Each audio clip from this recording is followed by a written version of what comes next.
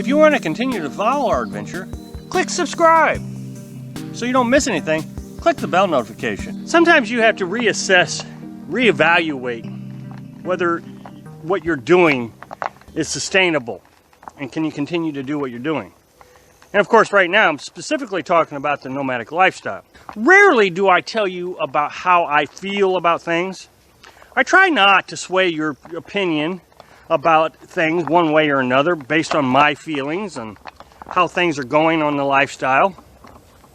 What I try to do is give you facts, based on observations or news articles or things that, that have happened, because I really do want you to make your own decisions based on the realities of the information I'm providing to you.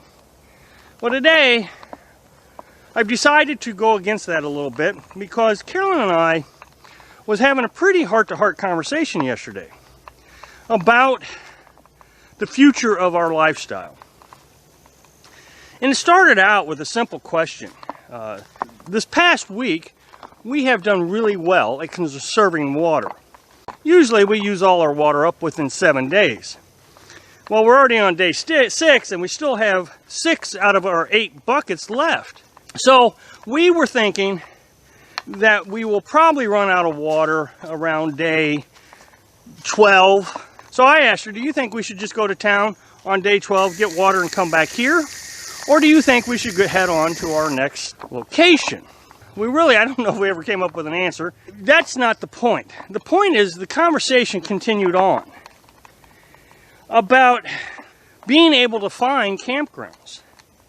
I've made several videos here in the last month or so, maybe 2 months, that things are starting to close up. We were at the Apalachicola National Forest last year, and this year, there's just not as many campgrounds available. And the ones that are available are plumb full. Same thing's happening here.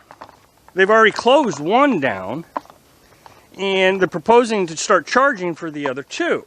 And both of these 2 that they're proposing to charge are completely full. It was lucky that we found a spot.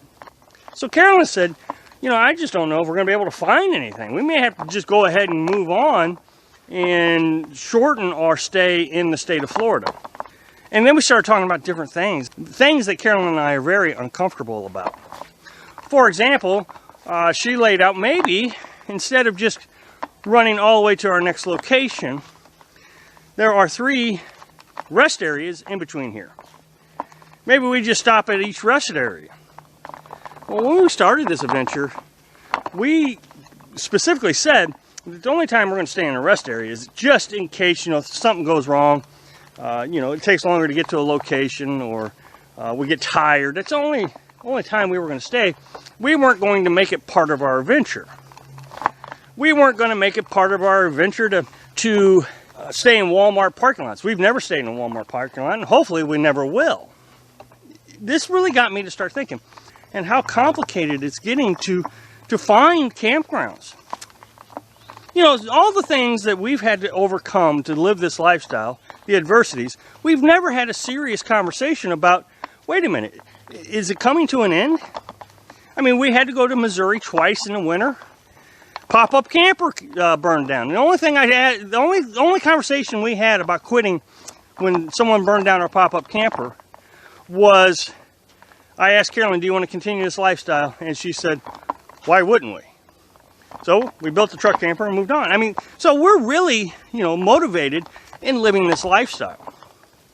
Before anybody says, oh, well, that's why you need to go out to Arizona and the West. I've said it before.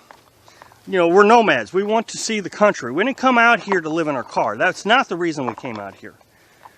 Living in the car is a result of what we want to do, which is travel. So if I wanted to go to Arizona and stay in Arizona, I wouldn't do it in a car. I would go get a house. It appears to me that once you hit the Arizona, New Mexico area, nobody moves. They just stay there, kind of going from one camp. And I understand why. Once it becomes easy, not having to research, looking for new campgrounds all the time, why do it when you can just stay here? So with all of this popularity in this lifestyle, now we're wondering, is it even going to be possible to do it in the next year or so? Is there any place to stay in the next year or so, unless you just go to the Arizona desert? Well, now, I know a lot of people are going to say, that's why I think everybody should start paying. That's fine. But then it goes back to the question, is it really worth being out here paying all this money? And, you know, I just made a video the other day, and I'll put a link to that video right here, where I talked about, you know, we only pay $300 a month in rent. I know nobody believes that, but it's true. You know, I've looked several times since. You can find places in the Midwest where some elderly couples hanging on to their home or their parents' home, and they don't want it, you know, to just fall apart, so they rent it out very cheap. So if I start to have to pay for campgrounds, then my expenses are going to go way up, higher than what it would have cost to live in a house. Well, I make less money now than I did when I was living in a house, so why would I want to pay more living out here than I was living in a house?